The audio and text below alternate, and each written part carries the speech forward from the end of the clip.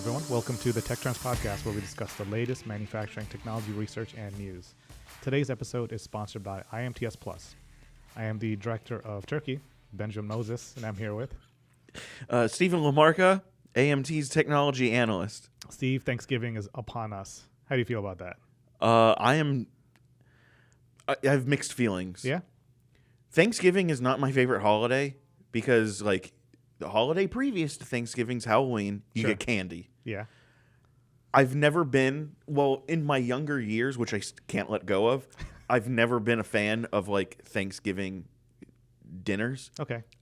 There've been, like, I can count on, like, one hand how many Thanksgiving dinners I've really loved and had Sure. a great time with. And then, like, Thanksgiving is unfortunate in that it's sandwiched by two great holidays. You know, it's before it comes the candy and scary stuff holiday. I like your sandwich pun. And yes. And after it, this is going to be a food heavy episode, I'm telling you. And after it is Christmas. Or Hanukkah, or any other. Sorry. Yep, you're right. The holiday season. Yeah. Happy holidays. Anyway, so, like, I grew up Catholic. Yep. And progressive Catholic, I might add. I don't know what that means, but good. It basically means That's okay. It's better I don't know. Instead of, like, this, like, white conservative, like, God-fearing, Catholic. Sure. Instead, it's more like God just wants you to love him. That's fair. Anyway, like we don't need to get into that anymore. It is funny though, because, like, my dad's side of the family, like, his brothers, are really conservative Catholic. They're not like my mom and dad at all. Sure. And, like, one of them even had the audacity after I graduated college. Was like, "So, Stephen, you have a degree in physics now. Does that mean you renounce your faith?" And I just straight up said, "Yep." That's a segue, geez. But anyway, going back to the holidays, And eating. food, man. You've been on some adventure with the Sharab. I have been on some, but hold on before we get there yet. Okay. Which is a big talking point. We got to talk about that. Thanksgiving dinners, like, you wanted to bring up that they don't have to be traditional. Yeah, I was thinking about. In my past, they've all been traditional. Right. I've had one. My first good Thanksgiving was more than 10 years ago, probably. My mom, she drew the short straw, and she had to host Thanksgiving, and she's never been, like, a cook. Right. or wanted to, like, set that stuff up. She's a great cook. Yeah. I love my mom's food, but she does not. It's like classic Irish moms, like, they just don't think highly of their cooking. Yep. But she was like, "You know what? We're hosting Thanksgiving this year. We've got, like, a brand new renovated kitchen. This is, like, more than a decade ago, so it's not brand new now.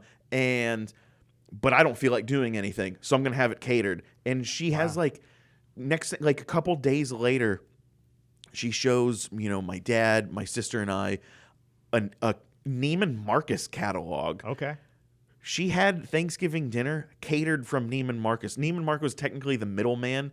We had the dinner catered from the Cajun Turkey Company. Ooh, that sounds great. And we got a Cajun deep-fried turkey with spice, and had some awesome heat to it. Yep. It wasn't, like, too hot. It was, like, white people spicy.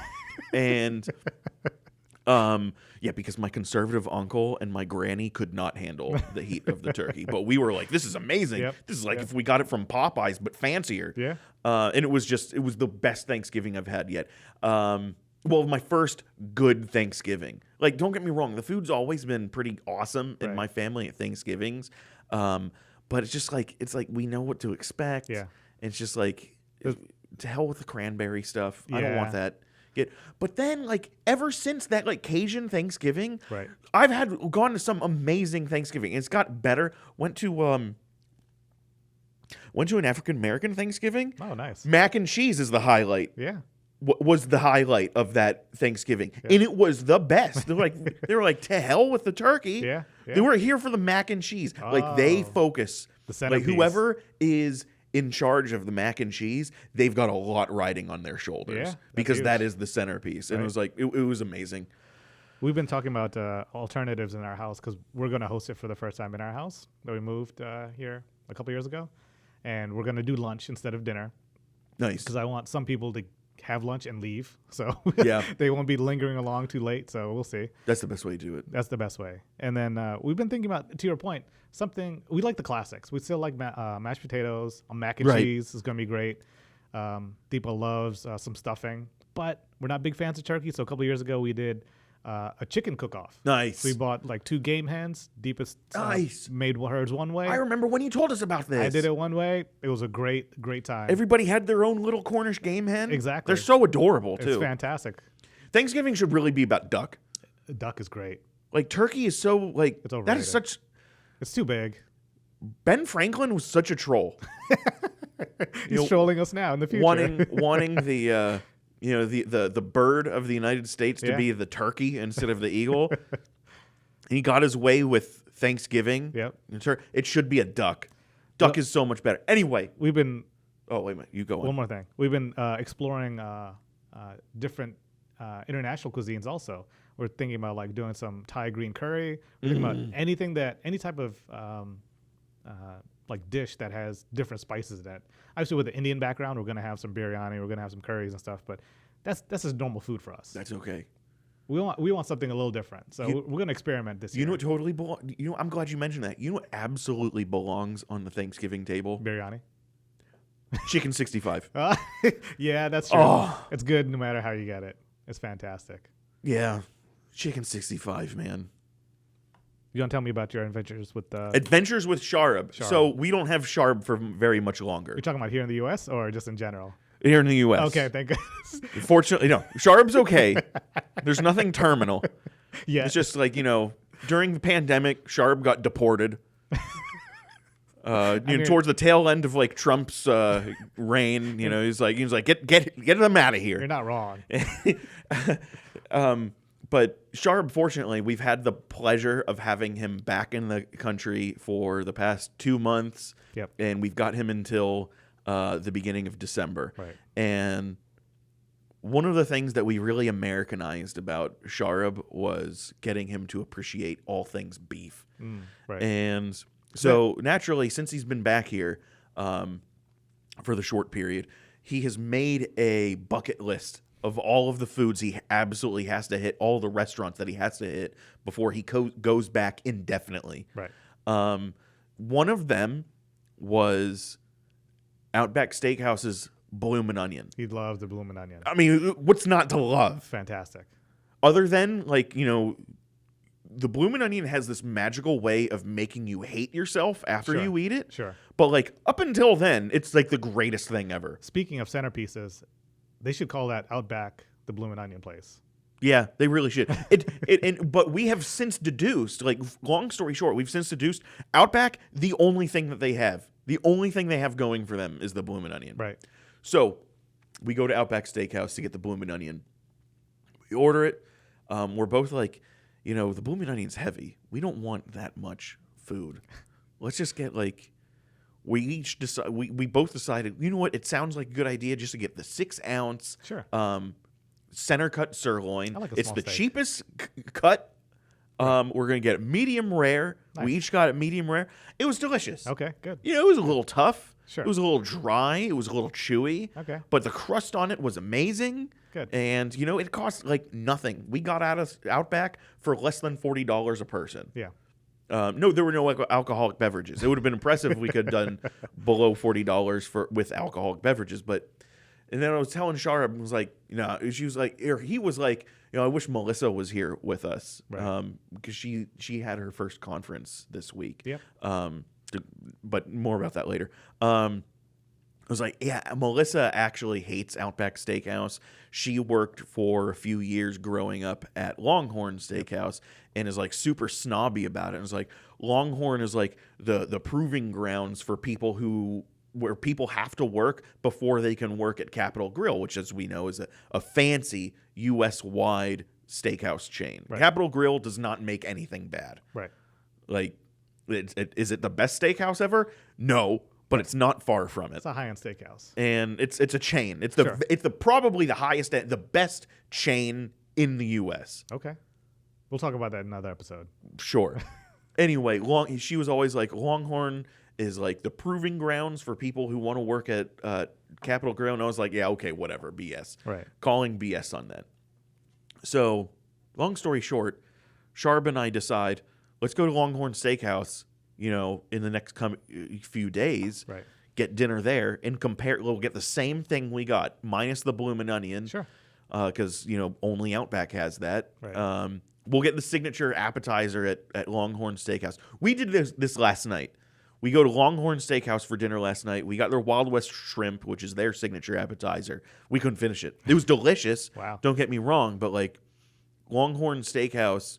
Anyway, let me get the steak better in every way. Okay. It was better in every. Wow. The food was better in every way. The food at Longhorn Steakhouse, we both deduced, it's by far it's absolutely a high-end steakhouse. Okay. Same price as Outback. Wow. But less than $40 per person. But like, with the number of steakhouses that you and I have been to and Sharab, Yep. like traveling and expensed through AMT, I can say Longhorn Steakhouse is just as good as most of them. Wow. Not all of them. Sure. I mean, the last time you and I went to a steakhouse, I had A5 Wagyu. Oh, yeah. Nothing's going to be as good as that. It was like, is this sushi or is it steak? I have no idea. It was amazing. But Longhorn Steakhouse, hands down, now I believe and I understand why Melissa says that it's just cheap Right. Capitol Right. Grill. It was better in every way, but I can say one thing where Longhorn falls short: the customer service was trash. Like our server, she was very nice Sure, and she was very accommodating, Sure. but she was nearly non-existent.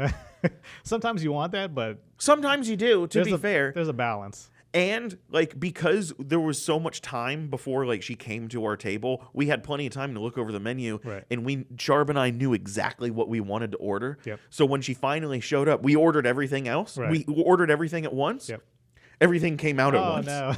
It was like, okay, That's not what you this is want. all right. Well, at least it's giving the steak time to rest, which is what a lot of people screw up with. You need to let the steak rest before you cut into it. If they don't do it for you. If they don't do it for you. Yeah. But That's a fun experience. it was really It's fun. good to know Longhorn is good quality. Longhorn, like I'm sold on it. Is that the place you get peanuts? No, that is Texas Roadhouse. I keep getting them mixed up. I mean, at the end of the day, they're almost all the same. Yeah. And then Longhorn Steakhouse just steps out in What's front the of matter? the food. Oh my God, I was blown away by the cut of meat. Nice.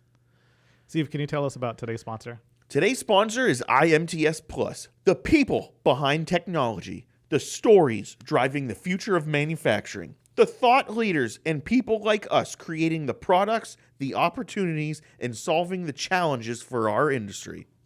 Explore a new digital destination designed for the manufacturing technology community where you can watch, read, learn, join, and connect. Go to imts.com. Thanks, Steve. You bet. I'm excited for road tripping with Steve for next year. Yeah, I'm really excited. Going to be in Detroit. In the cold. Going to be in the cold. I'm It'll be fun. definitely going to like wear some baggy jeans, some Timberlands, and a South Pole jacket with like a Wu-Tang Clan beanie. You're in Detroit. You might as And- well. We're going to get some Detroit style pizza, underrated by the way. Top tier pizza. We're going to get some mom spaghetti. And we're going to see a whole lot of robots and maybe even an American car manufacturer plant. Robots and food. I like it. Today's, I got two articles. The first one I have is MIT solved a century-old differential equation to break liquid AI's computational bottleneck. Did they share in the article? I'm sorry. In the article, do they share the differential equation No, that they don't share solved? that, That's no. not fair. It's in a research paper it's linked to it. Okay. I didn't get to. I can't avoided the imagine. rabbit hole of links after links, so Yeah. it's something we could probably post. So it's posted on Engadget. It's been a while since I've been on their site, so It's been a while since I've solved a differential equation. you and I both, brother.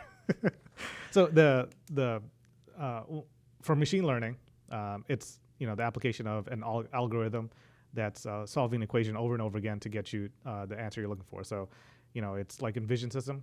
You train a program that has these type of pixels. If it doesn't, then it pass-fail. So, like on a vision system for inspection, that's how you basically train a model, and your output is an algorithm that you process over and over again. What they're looking at is instead of just processing your data set once to train your model, it's continual manipulation of the algorithm real time, basically. Not quite Right. real time, but over and over again, continuously. So instead of having the bigger loop of always go back to the data set, retrain your model, and then get your algorithm after that, they're looking at creating a liquid neural network. So neural networks is one type of machine learning, and they're looking at a liquid style.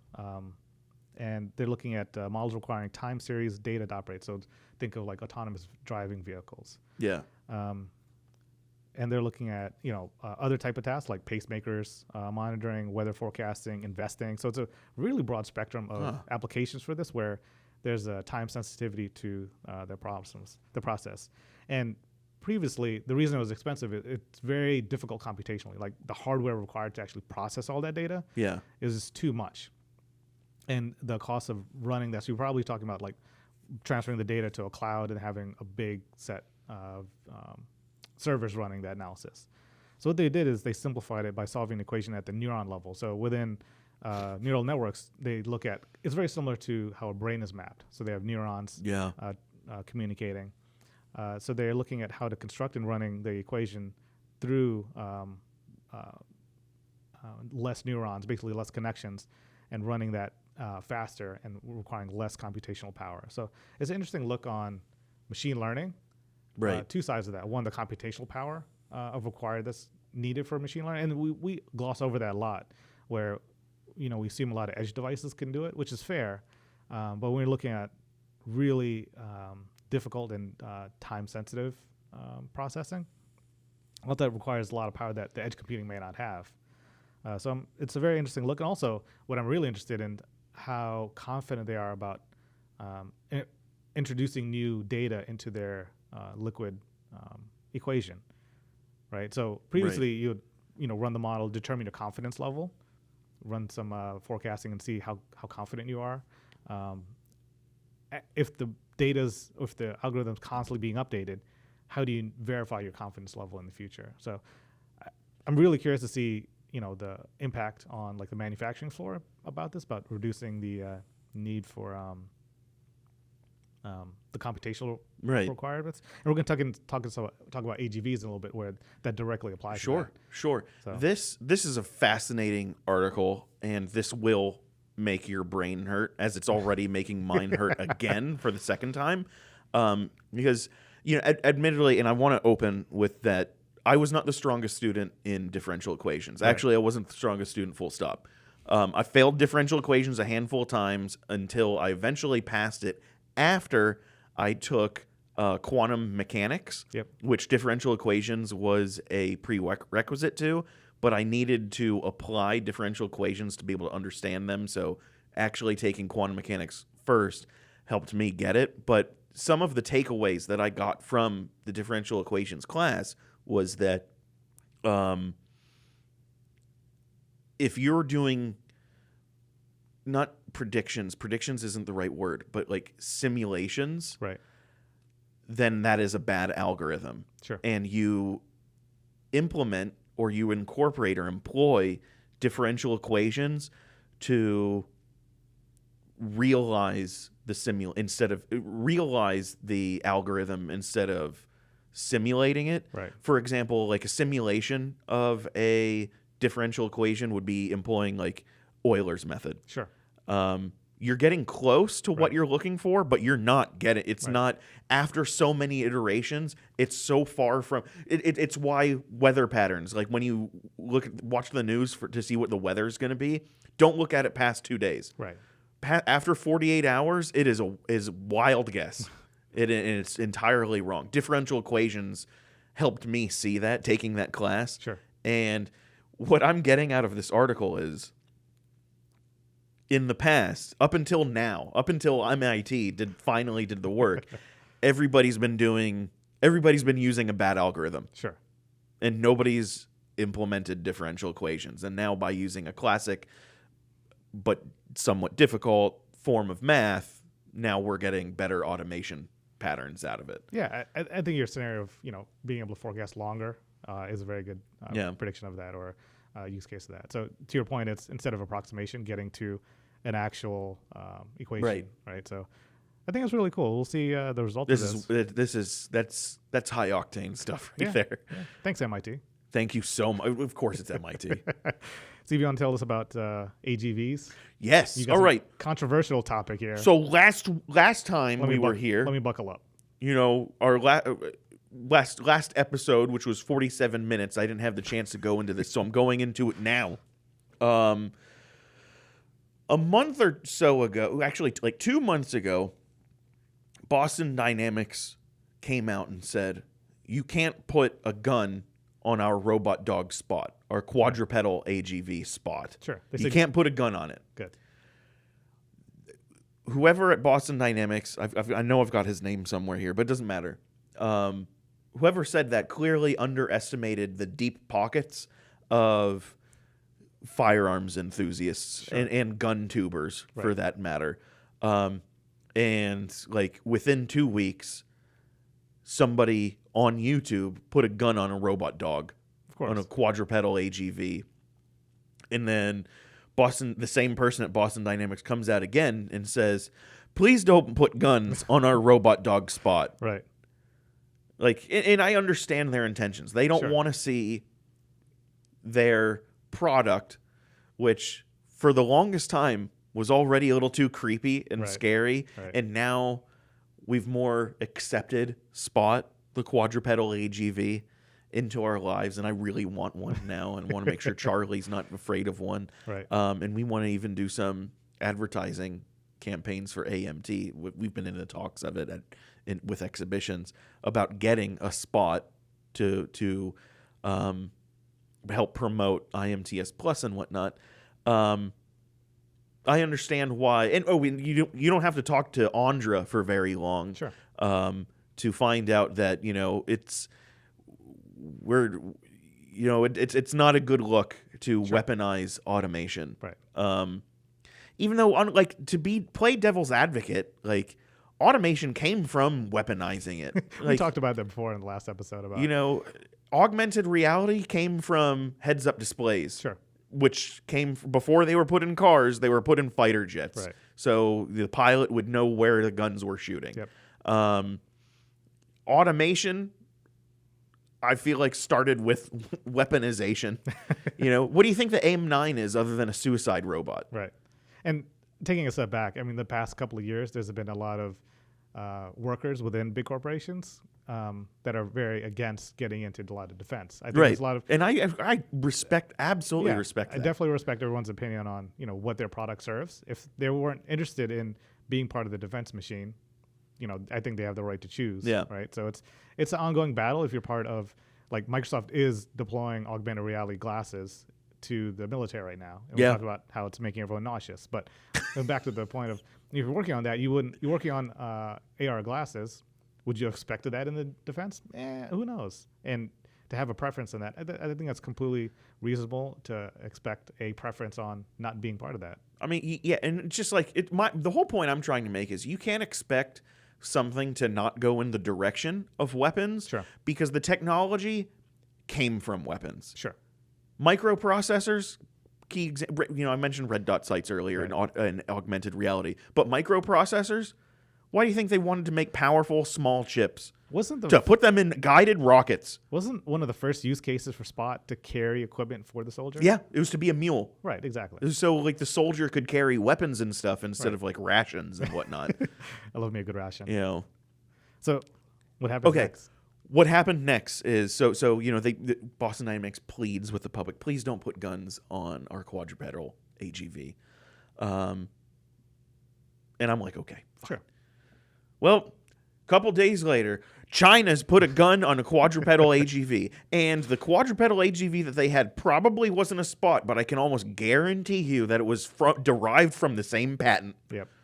Because it looks it walks exactly the same. It's wearing a camouflage paint job that's probably China's military, and it's got a big old gun on it. Yep. Like a big old 50 cal H bar or something like of the equivalent of a heavy Browning. They put a big guy on there. They did. And honestly, from seeing like the gun tubers that did it, the gun tubers just put like a 9mm pistol. PCC, pistol caliber carbine. Okay. Like a rifle that's chambered in a pistol cartridge. Yep. Those things are notorious for infamous for having like little to no recoil. Sure. The quadrupedal robot could barely handle the robot or the recoil of a 9 mil. Right. I'd like to see China's robot fire that 50 cal Goes or flying whatever back, that the whole thing. anti-material machine gun was. Yeah. That's going to be an interesting debate on this type of technology of, the allowance of different use cases. And it's also a bit scary because it's like Boston Dynamics, we know how smart you are. Right. Why haven't you? I know your programming for recoil mitigation is going to be better than whatever China can do. Right. The arms race It's is gonna be both funny and really scary at the same time. We'll see what Australia does. That'll be my... That's our litmus test. That's our litmus test, exactly. So taking a step back, AGVs, quadruped AGVs, is slowly getting into, let's say, the industrial space, right? Spot has been around for a hot minute, but the use cases have been meh, and it's still developing, right? We're still trying to understand how that technology can be used in industrial space. I got an article from Metrology News that's reporting on Robotics World Conference for Inspection and Maintenance Robotics. So we're thinking huge facilities, oil and gas, massive manufacturing facilities. How do you support inspection and maintenance of, a chemical facility? Yeah. A bunch of years ago, they were talking about augmented reality glasses where you could wear a helmet, and as the operator walked up to a dial, you would know your location and what piece of equipment on. It would take digital information off that physical piece of equipment. What they're doing is that augmented reality isn't around anymore. Let's put that on a robot, a quadruped AGV, and just have it go around the facility and solve that problem. So what they're doing is deploying a different. They're not using Spot. They're using something like it's a different robotic. Spot's not the only quadrupedal AGV. It's not. And basically going around, you define a preset of parameters you want to inspect. It goes up and does. It's probably visual inspection. So you have to train the visual model of what to read, define some pass-fail criteria, or just derive data. Yeah.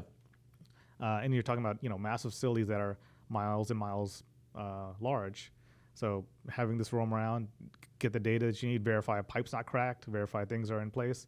I thought this was a really interesting use case, and I'm really curious to see how that further propagates. Yeah, that is really cool. I know a clever title on that article too.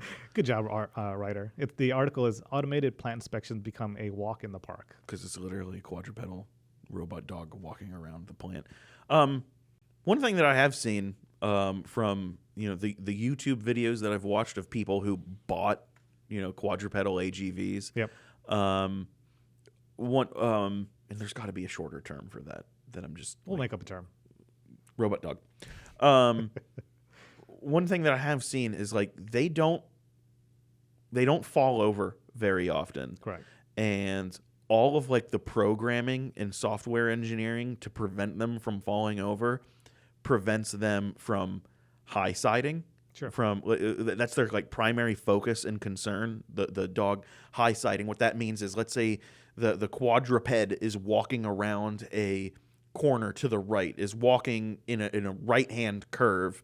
The software is compensating for centripetal force of the dog falling over to the left. Right. So it may even lean a little bit to the right as it's turning to the right. All of the videos that I've seen of like modern on the market, you can go buy this today, quadrupeds. Whenever I see them crash, they're always low siding, which is really, really interesting to me.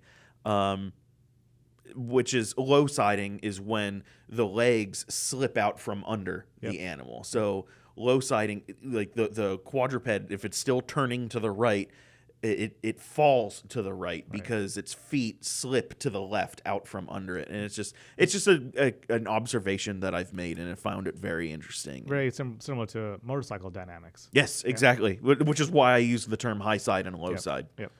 Steve, you started us off with a controversial topic. I think you should end us with a controversial topic. I saw an article just this morning. Where is it?